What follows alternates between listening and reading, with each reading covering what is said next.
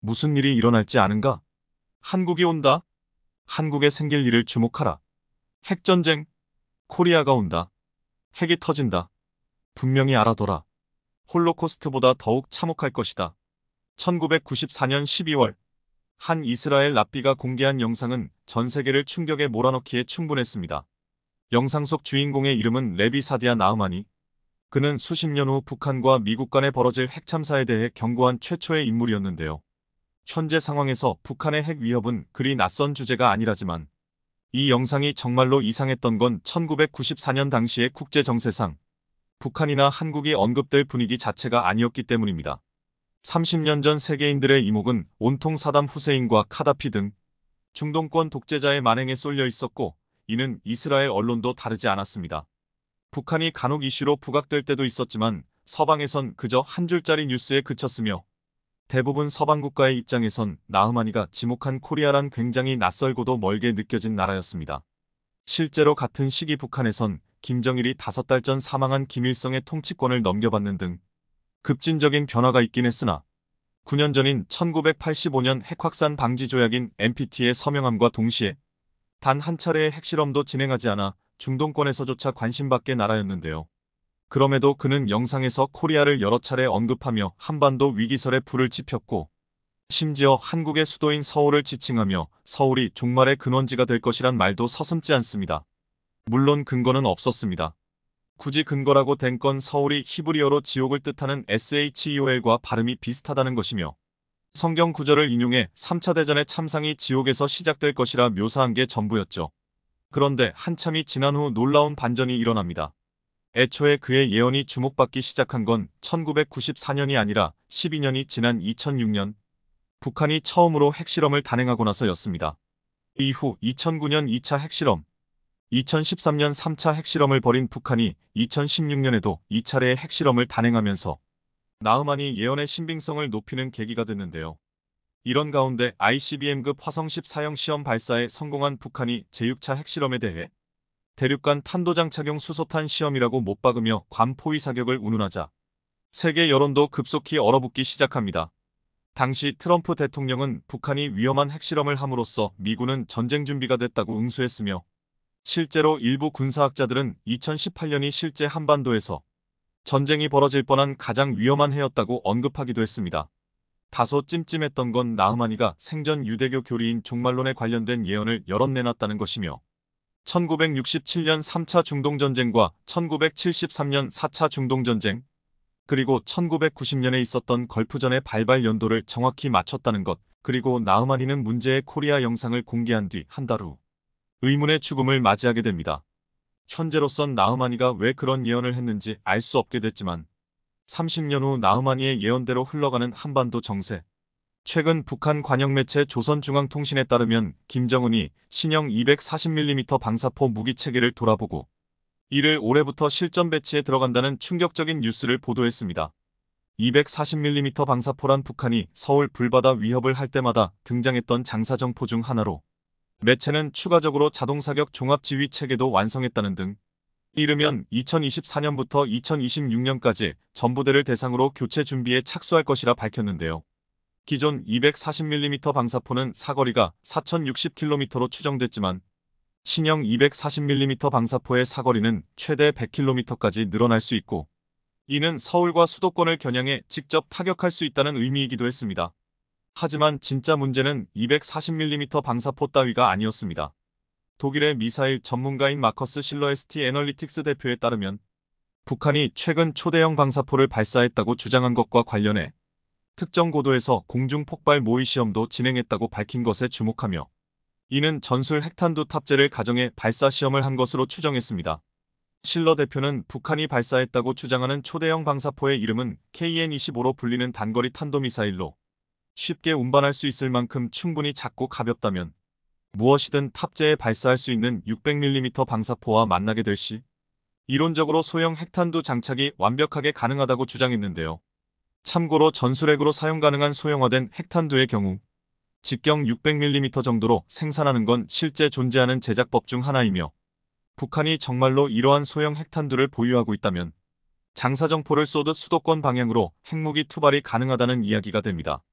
무엇보다 북한이 지난해 화산 31로 명명한 직경 약 40cm의 전술 핵탄두를 공개한 사실을 근거로 이번 공중폭발 시험은 초대형 방사포에 전술핵을 탑재해 적을 공격하는 상황과 정확히 일치하는 것이라 말하기도 했습니다.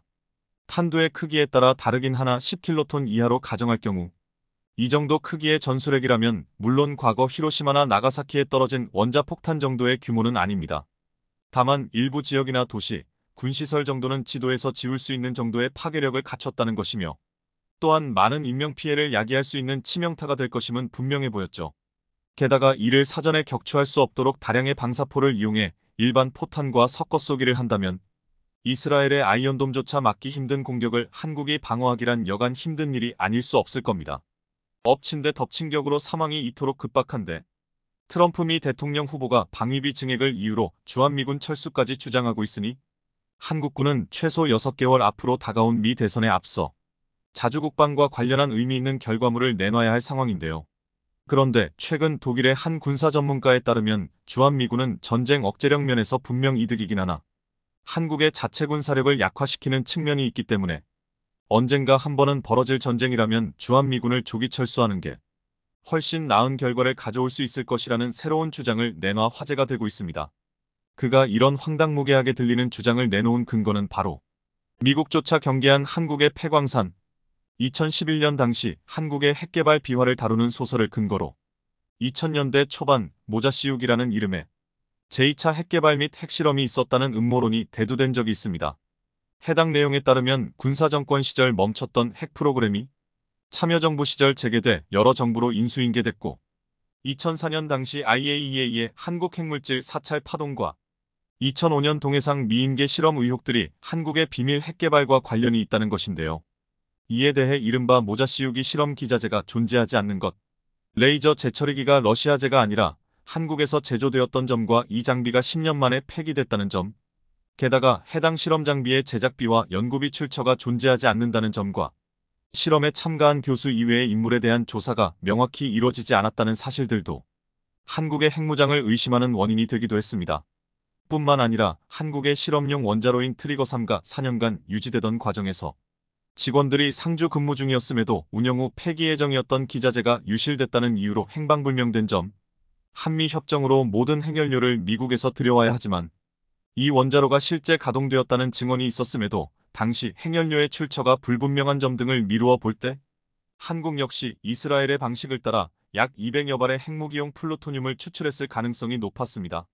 당시 이러한 의혹들은 실질적으로 한국이 핵무기의 핵심 원료인 다량의 플루토늄을 수입한 사실이 없어 음모론에 그쳤으나 대전과 금산군, 옥천에 이르는 일대에서 실제 우라늄 광채가 발견되자 실현 가능한 설로 재해석되기 시작합니다. 2004년경 대전 인근의 지하수에서 방사능이 관측됐다는 보고가 들어오자 KAIST 측이 직접 측정에 나섰던 사실이 있었습니다. 충격적이게도 이때 KAIST 연구진들은 우라늄이 예상보다 30배 이상 과다 검출됐음을 확인했으며 인근의 유성 온천이 라돈수로 유명했던 것도 바로 이 우라늄 광맥의 존재 때문으로 밝혀냈는데요. 충격적이게도 우라늄 매장량은 무려 24,000톤. 품위가 낮기 때문에 채산성이 낮다는 주장에도 불구 이 정도 양이면 이론적으로 헤아릴 수 없이 많은 핵무기 제작이 가능했습니다. 그도 그럴 것이 핵폭탄 1기에 필요한 우라늄의 양은 42kg가량으로 알려졌는데 24,000톤을 순수 추출 가능하다고 전제할 시 이를 모두 핵폭탄으로 제조한다면 그 수가 무려 571, 429개에 달했기 때문입니다. 애초에 채산성이 낮다는 주장도 허구였던 것이 2011만 2014년까지 호주의 한 채광회사는 대전 및 금산 일대의 우라늄 광채를 개발하여 그 우라늄을 20년 동안 한국의 원자력 발전소에 공급할 계획을 실제로 세우기도 했습니다. 이는 당시 충청도민들의 반대와 지자체의 불허로 무산됐는데 보통 우라늄 광산은 주변 지하수 및 생태계를 오염시키는 것은 물론 노동자들의 중금속 중독 사례가 많은 만큼 도시에서 최대한 멀리 떨어진 곳에 광산을 만드는 것이 일반적이었기 때문인데요.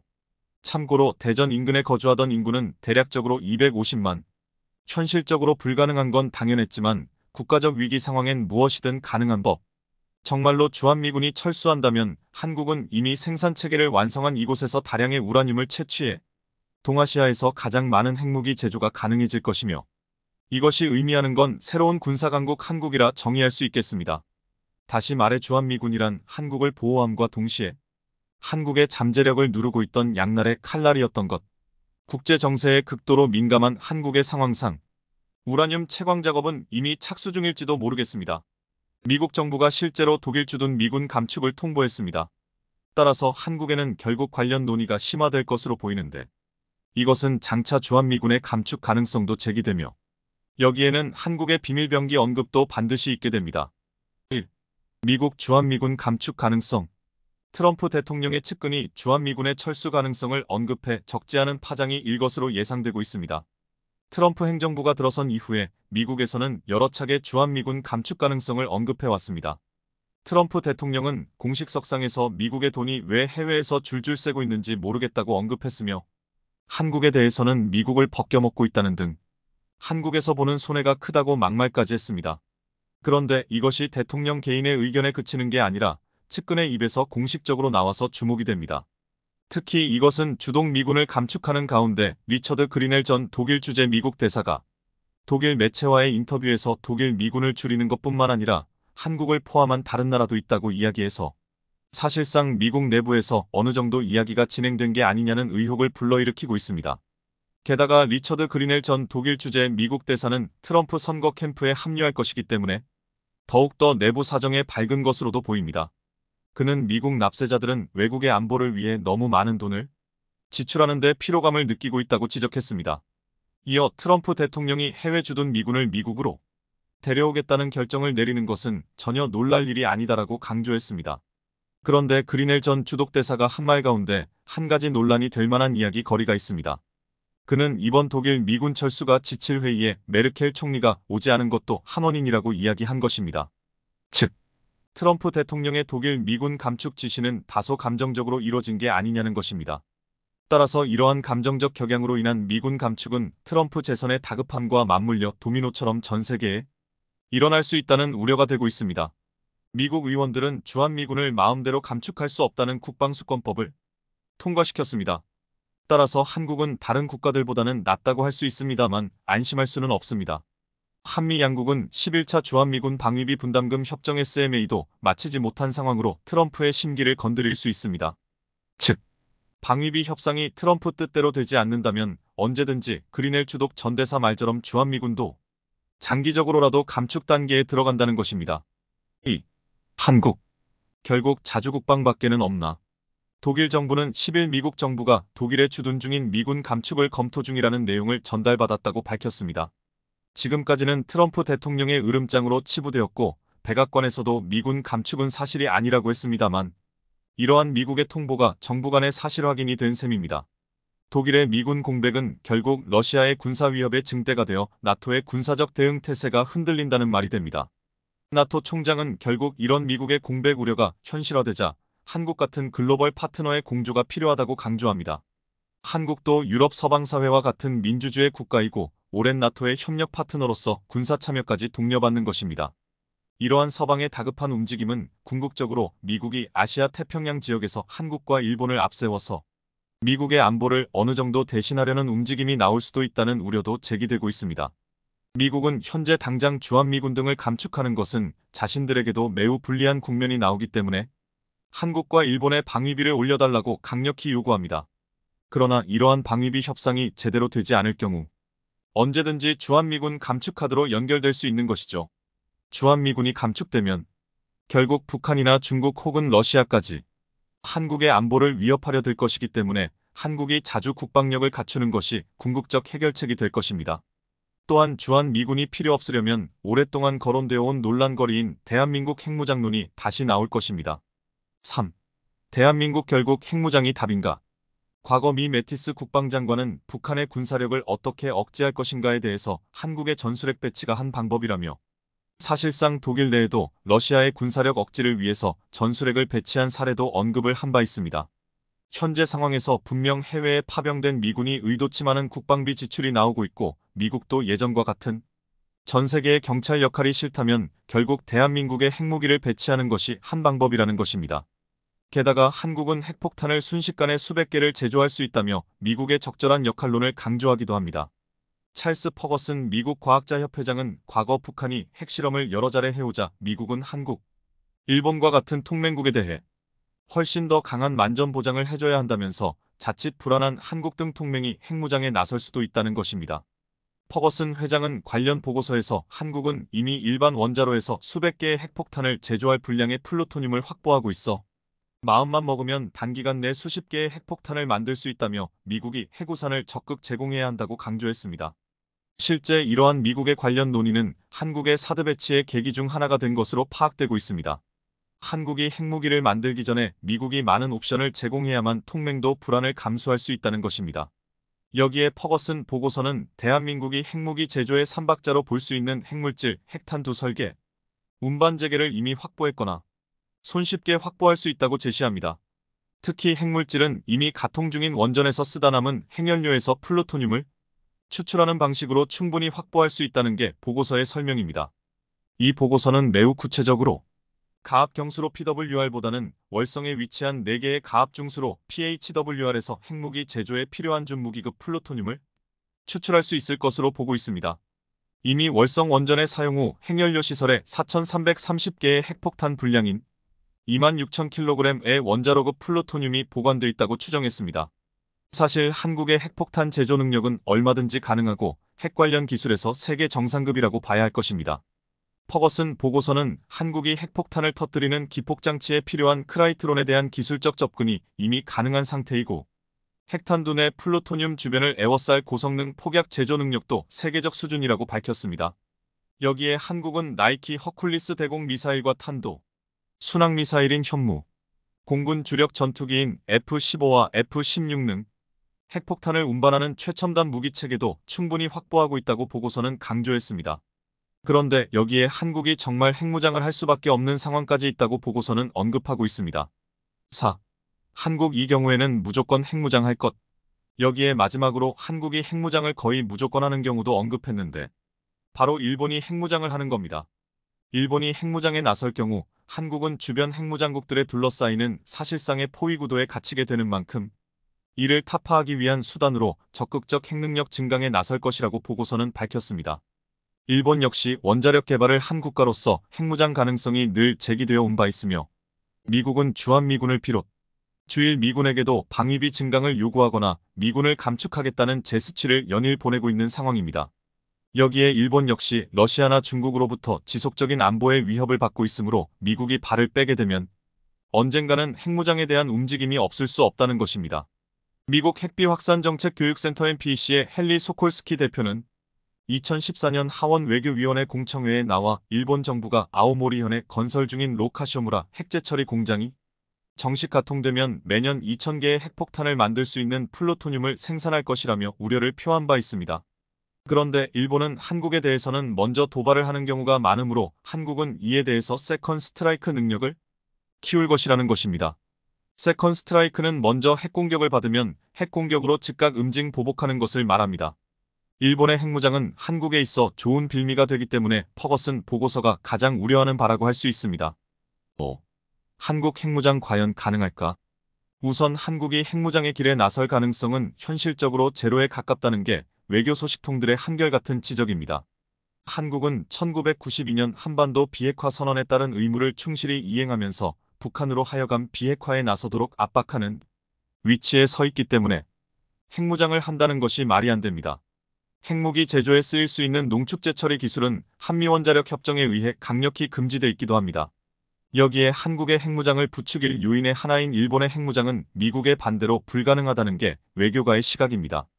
또한 중국은 미국의 사드 배치를 한국에 한 자체로 한국의 온갖 경제 보복을 행하며 외교관계가 망가졌는데 만약 핵무장을 한국에 한다고 했을 때 중국뿐 아니라 러시아까지 총동원되어 이를 저지할 가능성도 큽니다. 다만 주목할 대목은 미국이 밀실에서 일본과 한국의 핵무장화를 용인할 가능성이 있다는 게 보고서의 내용입니다. 비확산 체제에 타격을 주기는 하지만 북한과 중국이 핵능력을 진전시켜 나가고 미국이 확실한 핵억지력을 보장하지 못하는 상황이 초래된다면 미국으로서도 대안이 없다는 쪽으로 입장을 정리할 가능성이 있다는 것입니다. 최근 북한은 잠시 핵실험은 쉬고 있으나 트럼프 재선 실패 시 민주당 정권으로 바뀌는 경우 핵실험 재개 가능성이 매우 농후하다고 할 수 있습니다. 또한 중국 역시 최근 미국이 러시아와 행복 경도기 협상 뉴스타트를 진행하면서 중국도 핵무기를 제한해야 한다는 내용으로 참여시키려고 하자 중국은 이를 완고하게 거절하는 모습을 보입니다. 중국은 끊임없이 핵무기를 생산하여 비축할 것으로 이것은 한국과 일본의 큰 위험 요소로 떠오를 것입니다. 결정적으로 트럼프 대통령은 당선 전이긴 하나 한일 핵 무장론에 대해서 찬성한다는 입장을 밝힌 바 있습니다. 뉴욕타임스 NYT와의 인터뷰에서 트럼프는 미군이 주둔하지 않을 경우 한국과 일본이 독자적 핵무장 능력을 보유하는 것을 지지하겠느냐는 질문에 물론이다. 어떤 시점이 되면아이 논의해야만 하는 문제라며 우리는 더 이상 세계의 경찰 노릇을 할 수 없으며 지금은 핵의 세상이라고 말했습니다. 이어 일본이 핵무기를 갖는 것은 미국에는 그렇게 나쁜 것이 아니다라고 덧붙였습니다. 이러한 트럼프의 발언은 미국이 한국, 일본에서 돈을 퍼주는 대신에 핵무장으로 미국 안보를 지키면 된다는 맥락이기에 크게 놀라울 것은 없습니다만 이번에 트럼프가 재선에 실패할 경우에 이런 논란은 사그라들 것입니다. 이와 같이 트럼프의 주한 독일군 감축은 여러 가지 논란과 우려를 낳고 결국 각국의 안보 공백을 실감케 하고 있습니다. 한국도 앞으로 주한미군에 대한 미국의 조치가 있게 되면 어떻게 반응하게 될지도 귀추가 주목되고 있습니다. 최근 중국은 무서운 속도로 스텔스 전투기 찍어내고 있습니다. 대표적인 게 바로 J-20 전투기입니다. J-20은 중국이 1990년대 미국의 F-22와 F-35에 맞서겠다며 개발을 시작한 전투기로 한국, 일본, 싱가포르를 중심으로 아시아에 F-35 전투기 배치가 확대되자 중국은 작년부터 더더욱 J-20 생산에 박차를 가하고 있습니다. 현재 중국의 J-20 연간 생산 능력 6,080대에 이르고 있는데요. 자동차도 아니고 단일 전투기 기종을 연간 6,080여 대 찍어내는 것은 놀라운 수준의 생산력입니다.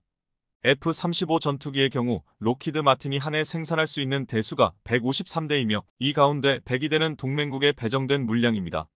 다른 기종까지 합쳐도 미국이 2023회계연도 예산으로 새로 구입한 전투기는 FA-18E F8대, F-15EX 6대 등 75대에 그쳤습니다. 최근 미국은 출고된 중국 J-20 전투기들의 기체번호를 분석한 결과 이 전투기가 연평균 120대라는 엄청난 속도로 생산되고 있다고 지적했습니다. 이처럼 2021년 이후 생산량이 폭발적으로 증가한 이유는 중국이 그간 수입에 의존했던 엔진을 국산화하는 데 성공했기 때문입니다.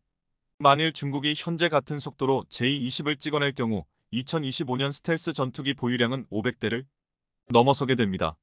이것은 동북아시아에서 한국 40대과 미국, 일본 147대 스텔스기 전력을 모두 합친 것보다 많은 양입니다.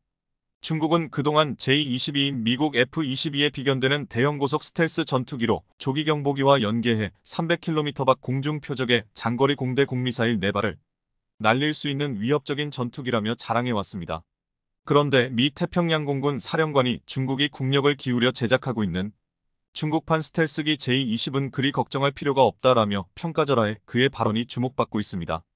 중국의 스텔스 전투기 J-20의 생산량이 올해 말까지 최대 250기에 달할 것이라는 전망이 나오고 이에 대만이 긴장하자 미국의 군사 전문 인터넷 매체인 워전 WARGON에 따르면 케네스 윌스바흐 사령관은 최근 미국 워싱턴 DC 교회에서 열린 항공우주군협회 연설에서 중국의 J-20은 미국에서 F-20과 F-35의 기술을 훔쳐서 만든 전투기이며 미군은 그다지 걱정하지 않는다. 중국인들은 카피는 능하지만 그 기술 대부분은 바로 미국의 기술이다. 최근 대만이 J-20에 큰 우려를 갖고 있는데 그리 크게 우려할 필요가 없다고 말했습니다. 월스바흐는 최근 미국과 중국의 공군력을 11로 비교하는 경우가 많은데 미국의 공군력은 성능, 훈련, 동맹들과의 시너지 부분에서 중국을 압도하고 있다며 우리가 한국과 같은 우방국들과 함께하는 훈련 수준을 고려하면 중국은 실전에서 큰 열세에 놓일 것이라고 말했습니다. 또 미국과 동맹국들은 중국의 J-20에 어떠한 형태로든 대응할 수 있지만 아마도 중국은 미국에 대해 그렇게 하지 못할 것이라며 J-20을 평가절하했습니다. 월스바흐 사령관이 강조한 것은 기술도 기술이지만 그보다 공군력에 있어서 더 중요한 것은 훈련 강도, 훈련의 수준이다. 그리고 중국이 베껴간 미국 공군의 기술은 20년 전 기술이다 라는 말입니다. 그러면서 월스바흐는 미국이 우방국들과 실시하는 다국적 연합훈련인 텔리스먼 세이버, 알래스카와 미 본토 방어용인 노던 엣지 NORTHEM 에지, 밸리언트 쉴드, 피치 블랙 등의 복잡하고 높은 훈련 수준을 강조했습니다. 과거에는 많은 나라가 참여할 수 있게 합동훈련의 수준을 낮췄지만 지금은 그렇지 않다며 이 훈련에 참여하려는 국가는 고도의 작전 수행 능력을 보여줘야 한다고 강조했습니다. 월스바흐는 특히 주한미 공군 사령관을 직전까지 지냈으며 주한미군과 한국군의 연합훈련을 많이 해본 사령관이라 이렇게까지 말할 수 있을 겁니다. 더구나 보시다시피 외형상으로도 J-20은 많이 허술해 보입니다. F-35에 비하면 전투기 외관의 마감 처리가 유연하지 못하다는 것이 확연히 비교되고 특히 아래로 내려온 수평타를 갖고 있는데 이것은 거의 4세대 전투기에나 있는 디자인입니다. 더구나 미국이 대만에게 중국의 J-20을 너무 두려워하지 않다도 된다고 말하는 또 하나의 이유가 있습니다. 미 공군 차관보는 미국은 5년 내 태평양 지역에 60억 달러 이상을 투입해 대규모 공대공 전투 드론을 배치할 예정이다. 조만간 태평양의 미 공군은 대량의 스텔스기와 전투 드론 그리고 이들의 작전을 지원하는 전투 지원 시스템을 갖추게 될 것이다. 미 공군은 최소 1000대 이상의 전투 드론을 보유할 것이라고 말했습니다. 현재 수많은 무인 전투 드론 업체가 시제품을 만들어 치열하게 경쟁 중이라고 하는데요. 이들 무인 전투 드론은 F-35 등 미국의 첨단 전투기와 시스템으로 연계되어 유사시 적의 주의를 끄는 디코이 역할도 맡게 될 것이라고 합니다. 미국이 J-20을 걱정하지 말라고 하는 이유는 바로 이처럼 전투 드론의 성능이 중국의 스텔스기를 압도하다고 자신하기 때문이었습니다. 그동안 중국은 세계 최강 스텔스라며 J-20을 홍보해 왔는데요. 중국의 반응이 궁금해집니다. 최근 미 국무부는 한국의 F-35 전투기 25대를 팔기로 하고 의회의 승인을 기다리는 중입니다. 금액으로는 6조 원이 넘는 수준으로 여기에는 엔진, 전자전 장비, 군수기술 지원 등도 포함됩니다. 미국의 이번 구매 승인은 점점 커지고 있는 중국의 영향력에 맞서기 위한 것이라는 분석인데요. 하지만 이번 F-35 판매가 집행되려면 미국 의회의 최종 승인 절차를 통과해야 하는데 미 의회의 최종 승인 절차는 길면 수년이 걸리기도 합니다. 다행히 한국은 국내 기술로 차세대 전투기 KF-21을 개발하고 있고 현재 여러 나라가 관심을 보이는 가운데 UAE까지 등장하면서 인기 폭발 중입니다. 최근 KF-21 개발 사업에 UAE가 참여를 희망한다는 소식 등장하자 다급해진 나라는 폴란드와 인도네시아였습니다. UAE는 얼마 전 불쑥 나타나 1조 원을 내밀었습니다. 대놓고 인도네시아의 투자금을 자기들이 대신 내겠다고 말한 것입니다. 한국으로서는 구미가 당기는 제안이었습니다. KF-21 개발 사업비를 얻는 동시에 분담금 지급을 미루는 인도네시아와의 악연을 끝낼 수 있는 좋은 기회이니 말입니다. 더구나 이번 제안은 UAE 타와준 경제위원회 사무총장이 직접 제안한 것이라 더욱 주목받았습니다. 오는 10월 UAE의 대통령이 한국을 방문하기로 되어 있는데 대통령의 방안에 앞서 경제위원회 사무총장이 먼저 제안을 해 분위기를 조성하려고 하는 듯합니다. 그러자 인도네시아 언론들은 하룻밤 만에 KF-21과 UAE의 적극적 대시에 대해 기사를 쏟아내며 예민한 반응을 보이고 있습니다. 인도네시아의 미납금을 대신 납부하고 KF-21 물로기 사업까지 보장받길 원했던 폴란드 역시 마찬가지였습니다. 당시에 한국은 폴란드의 제안에 별로 적극적이지 않았습니다. 폴란드 체급의 나라들 역시 지불 능력을 의심할 수밖에 없기 때문입니다. 하지만 UAE는 체급이 다릅니다. 폴란드는 지금 다급합니다. 최근 BBC의 보도 이후 더욱 다급해졌습니다. 얼마 전 BBC는 러시아 전투기들의 수준을 보도했는데 생각보다 심각했던 것입니다. BBC는 지금으로부터 1년 전 러시아 전투기가 영국의 정찰기 RC-135를 미사일까지 쏘며 격추시키려 했다가 실패한 사실을 보도했는데요. 이에 대해 러시아는 그저 기계 오작동에 의한 해프닝이었다고 했지만 BBC는 러시아의 오리발에 당시 영국의 정찰기 RC-135가 러시아 조종사들의 대화 내용을 감청한 내용을 싹 다 공개해버렸습니다. 감청 내용을 들어보면 당시 러시아 전투기 조종사는 관제탑의 모호한 지시 내용을 잘못 이해했습니다. 그런데 어이없게도 그들 중 한 조종사는 영국 정찰기를 향해 2발이나 미사일을 쏘았습니다. 모두 불밭되었기에 망정이지 러시아와 영국 간 전쟁이 일어날 뻔했던 것입니다. 이 감청 내용을 들은 서방 국가들은 두 가지 생각을 하게 되었습니다. 하나는 러시아 전투기 조종사들이 관제탑의 지시가 모호해도 미사일을 발사하며 영국조차 선제 공격할 수 있는 나라라는 점입니다. 또 하나는 영국 정찰기의 모든 내용을 감청당하고 정확도마저 떨어지는 러시아 전투기 조종사들과 전투기의 참담한 수준이었습니다. 벨라루스 국경 지역에서는 언제 충돌이 일어날지 긴장감이 감돌고 있는데 침략자를 막을 폴란드 공군력의 일부는 지금도 여전히 러시아산 미그 29와 수호이 22이기 때문입니다. 이래서 폴란드가 다급해진 것인데요. KF-21 사업은 내년에 본격적으로 양산에 돌입하고 그 전에 마케팅이 시작됩니다. 따라서 폴란드와 인도네시아 모두 빨리 움직이지 않으면 UAE의 선수를 빼앗길 우려도 있습니다. 국내 기술로 독자 개발한 KF-21은 올해 초 초음속 비행에 성공해 이로써 한국은 세계 8번째 초음속 전투기 개발 국가의 반열에 올라섰습니다. KF-21은 지금 양산하기에 앞서 수많은 시험 비행을 거치며 단련 또 단련하고 있습니다. 이 초음속 전투기 개발 사업을 과연 어떤 나라가 한국과 함께 할 것인지, 폴란드에 이어 UAE까지 적극 나섬에 따라 한국은 더욱 더 유리한 고지를 점하게 되었습니다. 공군 전력과 해군 전력이 너무나도 강대해서 상대적으로 진정한 힘은 알려져 있지 않지만 의외로 육군 자체 전력 하나만으로도 세계 최강의 전력을 자랑하는 군대가 있습니다. 바로 세계 최강의 육군이라 불리는 미합중국 육군인데요.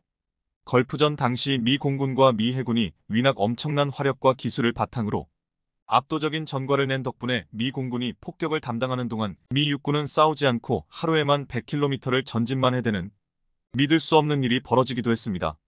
반면 이런 행동과 툭하면 근접 항공 지원을 요청하는 모습이 영화나 언론 매체 등에 의해 자주 노출되어서 그런지 미 육군의 화력이나 전투력은 상대적으로 그다지 대단하지 않은 것처럼 묘사되기도 하는데요. 미국이 패배한 전쟁인 베트남전, 아프가니스탄전, 이라크전 등을 통해 미군의 삽질이 많이 알려졌고 이 때문에 미 육군에 대한 저평가가 자주 일어나고는 하지만 미 육군의 실제 모습은 전혀 다르다고 할 수 있습니다. 아프가니스탄 전쟁 초기까지 현대전에서 미 육군은 믿어지지 않는 엄청난 수송력과 보급력을 토대로 공군이 제공권을 쉽게 장악하고 육군은 들이닥쳐 있는 대로 화력을 마구 쏟아부어버리고 산계에 정리해버리는 것이 가능한 미친 군대였는데요. 통상적으로 전투를 반복할수록 해당 전투부대의 병사들은 지치고 연료는 부족해지며 탄약도 부족해 전투를 지속하기 어려워지는 것이 정상입니다. 그런데 미 육군은 미칠 듯한 물량과 화력으로 병력을 교대시키는 동시에 수송력으로 공세종 말점을 계속 연장해대면서 전진하는 정신 나간 짓이 가능합니다. 북한과의 전쟁에 대비해 세계 최강급의 육군 전력과 미 포병에 맞먹는 수준의 포병 전력을 갖춘 우리 군도 전쟁이 발발할 경우 초기 대응을 잘 완수한 다음 미군의 지원을 기다리는 데는 다 그럴 만한 이유가 있는데요. 강력한 공군력과 해군력에 가려져 그 진면목이 제대로 드러나지 않고 있지만 제1차 세계대전부터 전 세계 어느 군대에서도 대등한 수준이 실전 경험을 갖춘 곳이 없을 만큼 실전 경험이 풍부하고 러시아나 중국에 비해서도 더욱 치명적인 화력 덕후가 되어가는 것이 지금의 미 육군인데요. 그동안 미 해군과 미 공군의 압도적인 활약 뒤에 숨겨져 있던 진짜 화력 덕후 미 육군의 진면목에 대해 알아보겠습니다. 전문가는 아니지만 해당 분야의 정보를 조사, 정리했습니다. 본의 아니게 들린 부분이 있을 수 있다는 점 양해해 주시면 감사하겠습니다. 수천 대의 전차와 장갑차를 보유하고 있는 것은 물론 엄청난 수준의 다연장 로켓과 포병 장비를 보유하고 있고 이를 수송하기 위한 항공전력과 각종 헬기 전력도 엄청난 것을 한눈에 봐도 쉽게 알 수 있는데요. 워낙 엄청난 미 해군과 미 공군에 가려져 그 진가가 잘 부각되지 않는 편이지만 미 육군이야말로 화력 덕후 포방부라 불리는 한국 포병이 별것 아닌 존재로 만들어버리는 진정한 포 덕후, 화력 덕후들이라 할 수 있습니다. 물론 영국군에 맞서기 위해 창설된 1775년 미 육군이 전신인 미 대륙 육군의 규모는 작았고 1차 세계대전 당시만 해도 미 육군은 포르투갈군보다도 작은 규모의 장비는 프랑스군이나 영국군의 장비를 사용하는 수준에 불과했습니다. 그러나 1차 세계대전이 종결된 이후부터 미 육군은 그야말로 엄청난 장족의 발전을 거듭하기 시작했는데요. 당시 프랑스에서는 적군에 비해 압도적으로 많은 포격을 통해 아군의 공격을 지원하는 한편 적의 사격을 자기 자신들의 포병들에게 끌어들이며 대포병 사격을 통해 상대 포병을 제압하는 방식을 사용했습니다. 반면 독일군의 경우 소규모의 포대를 사용하지만 포위 각도를 다르게 설정해 동시에 여러 발의 포격이 상대 목표물에게 꽂히는 백일 포격을 하기도 했습니다. 미 육군은 이런 프랑스군 포병의 방식과 독일군의 방식을 조합하는 것은 물론 당시로서는 너무 비싸 다른 국가의 군대에서 사용하기 힘들었던 VT 신관을 대량으로 사용했습니다. 미군 특유의 끝이 없는 보급과 물량, 자본력 덕분이었는데요. 결국 이처럼 크게 발전한 미 육군에 의해 독일은 서유럽에서 패배했고 일본군의 포병 따위는 할 수 있는 것이 없을 지경이었습니다. 미 육군은 4.4톤 중량의 M770 755mm 견인곡사포를 3분 이내로 전개하거나 철수시키는 미친 능력을 가지고 있습니다. 현재 우크라이나군에서도 러시아군을 제압하는 데 쓰이고 있는 미국제 M777 견인곡사포는 사실 비용이 우리 군의 K9 자주포 일대의 가격인 40억 원에 육박하는데요. 미군은 이 M777 견인곡사포를 경량화하기 위해 가공 난이도가 엄청나고 값비싼 티타늄을 대거 사용했지만 그렇게 해서라도 수송기 및 헬기를 통해 견인곡사포를 빠르게 전개시키거나 철수시키는 역량을 얻으려 했고 이는 성공했습니다. C5와 같은 대형 수송기를 이용할 경우 한 번에 무려 12문이나 되는 M777 견인곡사포를 수송해 전개시킬 수 있는데요. 미군이 아니면 이런 짓을 할 수 있는 군대는 없을 겁니다. 제공권의 절대적인 장악을 통해 AC-130이라는 하늘을 나는 포병으로 밤새도록 포격을 퍼부을 수 있는 것도 미군 외에는 존재하지 않는데요. 지금도 미 육군은 군축으로 인해 개발이 취소된 전설의 자주포 XM2001 크루세이더의 현신이라 할 수 있을 만한 58구 경장 신형 155mm 곡사유탄 포신을 장착한 M1299 ERCA 자주포를 실전 배치할 예정입니다. 우리 군에서 사용하는 K9 자주포의 포신이 52구 경장인데 비해 이보다 훨씬 긴 58구 경장 포신을 사용할 경우 그만큼 포탄의 가속이 더해져 더욱 빠른 포구 초속을 달성할 수 있으며 포탄의 관통력은 더욱 강력해지기 마련입니다. M1299 ERCA의 사격 영상을 보면 반동을 줄이기 위해 스페이드를 땅에 박고도 사격 후 자주포가 뒤로 60cm나 질질 밀려날 정도로 장향량도 엄청나고 그 화력 또한 굉장한 것으로 보입니다. M1299 ERCA는 70-130km 수준의 사정거리를 목표로 하고 있어 이것들이 대량으로 실전 배치될 경우 전장의 게임 체인저가 될 것으로 보이는데요. 현재 우크라이나 전장에서 미국이 지원한 M142 HIMARS 다연장 로켓은 러시아군의 천적이나 다름없을 정도로 가장 무서운 무기이며 분리했던 전황 자체를 뒤집는 것은 물론 지금도 러시아군의 공세 역량을 좌절시키는데 적극적으로 사용되고 있는 무서운 무기체계입니다. 최근 지원하기로 한 GMLRS-ER 로켓탄을 사용할 경우 무려 150km 밖에서 적의 후방 보급기지나 물류거점, 탄약고 등을 모조리 정밀 타격해 초토화할 수 있는데요. 그런데 같은 로켓탄들을 한 번에 HIMARS보다 2배 더 많이 투사할 수 있는 M270MLRS를 미 육군은 990문이나 보유하고 있습니다. 미군이 보유한 현대 무기들의 가치 총계는 무려 3조 달러에 달할 정도입니다. 그러나 러시아군이나 중국군과 크게 비교되는 미군의 차이점은 화력과 성능에만 집착하는 것이 아니라 수송 및 보급 능력에 있어 전 세계 어느 국가도 비교될 수 없을 수준의 발달된 체계와 물량을 지니고 있다는 것입니다.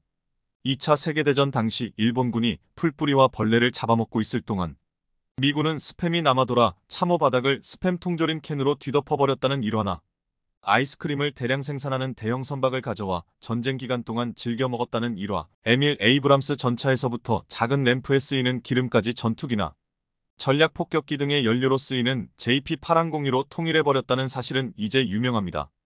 이런 정신 나간 수준의 보급 능력과 자본력을 가진 천조국 미국의 보급 능력이 어느 정도인지 알면서도 새삼 혀를 내두르게 만들 정도인데요. 그런데 이런 미 육군이 압도적인 수준의 장비를 운용하면서도 곤경에 빠지는 상황도 있었습니다. 러시아군과 달리 미 육군의 전술이 항공 해상 지원에 의존하며 자체적인 기동전을 수행하기보다는 화력으로 먼저 점을 초토화시켜버리고 천천히 신중하게 진격하는 저기동 고화력 체제의 성향을 띠게 된 것도 이 때문입니다. 2차 세계대전 당시 대규모의 기동전을 통해 어느 정도 성과를 낼 수 있었던 미군은 이후 참전한 한국전쟁에서도 기동전을 통해 한국군과 함께 북진하며 압록강까지 치고 올라갔는데요. 그러나 중공이 대규모의 알보병을 끝없이 투입하는 이내 전술을 적극 구사하자 미 육군은 예상치 못한 위기에 빠집니다. 산악지형이 많은 한반도에서 차량과 기갑 장비를 통한 기동전 수행이 곤란한 곳도 많았는데 중공군은 이런 지역을 통해 빠르게 이동하면서 미 육군과 한국군에게 큰 타격을 주기도 했기 때문인데요. 이후부터 미군은 후임 사령관 리즈웨이가 포병과 공중폭격을 이용해 적진을 먼저 초토화시켜놓고 이후 역공하는 성향이 강해지기 시작한 것으로 분석되고 있습니다. 베트남전에서도 미군은 베트콩이 있을 것으로 의심되는 지역에 무차별 포격과 항공폭격을 23일간 퍼부은 다음 육군을 파병하는 방식을 보였는데요. 워낙 강한 공군력 덕분에 미군은 항공전이 시작된 20세기 이후 딱 한 차례 일본군과의 과달카날 전역에서의 전투를 제외하면 단 한 번도 전쟁에서 제공권을 빼앗긴 적이 없으며 2차 세계대전 당시에도 독일 육군은 미 육군과 전투를 치르기도 전에 육군 항공대의 폭격에 실컷 두드려 맞고 정신을 차리지 못하는 경우가 많았습니다. 미군은 냉전 시절 수적인 면에서 미국을 훨씬 능가했던 소련군과 바르샤바 조약기구와의 전쟁에 대비하기 위해 화력을 발달시키며 공격의 정밀도 또한 크게 향상시켜 육해공 통합화력으로 전장을 초토화하기 위한 역량을 갖춰왔는데요. 그 영향으로 인해 미 육군은 소규모 전투부대들도 대부분 고급화 및 기계화가 되어 있으며 일반 보병조차 개인화기 및 장구류, 야간 투시경까지 지급하고 있어 M사 계열의 소총을 지급받는다고 볼 때 1인당 장비 가격만 17,500달러에 달합니다. 미 육군의 보병 장비만 해도 너무 많아서 이것들을 나열하려면 별도로 영상을 만들어 따로 설명드려야 할 정도인데요. 다만 공군력이 너무 강하다 보니 미 육군은 야전방공 체계가 비교적 빈약하다는 단점을 가지게 되었습니다. 우리 한국군과 일본 자위대가 야전방공 체계를 개발할 때만큼은 러시아와 함께하거나 독자 기술을 통해 개발하게 된 이유도 여기에 있는데요. 최근에는 미 육군도 새로운 전장의 주역이 된 드론의 위협에 대응하기 위해 점차 야전방공 체계를 더욱 강화하기 위한 시도를 늘려가고 있습니다. 현재 미 육군은 군사력을 미친 듯이 증강시켜 거대한 적으로 떠오른 중국을 상대하기 위해 비정규전의 수렁에 빠졌던 아프간 전쟁과 이라크 전쟁 시기를 지나 냉전시키 진행하던 일을 다시 재개하기 시작했는데요. 중국과의 신냉전이 대두됨에 따라 비정규군이나 민사작전 등은 특수전사령부 및 정보공동체에 할양하고 미 육군은 해병대와 함께 신속 파병, 기동전에 특화된 군대로 변모하고 있습니다. 이를 위해 미군은 다시 네트워크화 및 기계화에 더욱 박차를 가하기 위한 거대한 재정비 작업을 진행 중이라 볼 수 있겠는데요. 미 육군은 과거와 달리 사단군단금 작전을 지향하고 있으며 기갑여단 전투단을 증설하고 화력여단을 신설하는 등의 조치로 점점 더 강력하고 무거운 고화력 군대로 발전하고 있는 중입니다. 하지만 무엇보다 미군의 가장 무서운 힘은 끊임없이 문제점을 파악하고 시정 및 개선을 위한 보고서 및 의견을 존중해 실제로 개선을 끊임없이 반복한다는 점인데요. 실전을 통해 소부대 전술에서부터 국가 전략에 이르기까지 문제점들을 지적하는 수많은 각종 보고서가 쏟아져 나오는데 미군은 이런 보고서를 해당 군내에서만이 아니라 국방 관련 단체 및 위원회, 연구소와 공유하며 치열한 토론을 거쳐 결국 해결책을 만들어내고야 맙니다. 우리나라의 역사학자이자 전쟁사 관련해서 두각을 보이는 임용환 박사는 진정한 제국은 저가를 구분하지 않고 배워야 할 군사기술은 전부 자기 것으로 만든다고 했는데요. 제대한 예비역의 주장과 지적을 받아들여 문제점을 파악하고 개선시키려 애쓰는 미 육군이 계속해서 세계 최강의 육군인 이유는 여기에 있는 듯하며 이런 점은 우리 군에서도 마땅히 배워 군 전력을 강화시키는데 적극적으로 이용해야 하지 않을까 생각해 봅니다.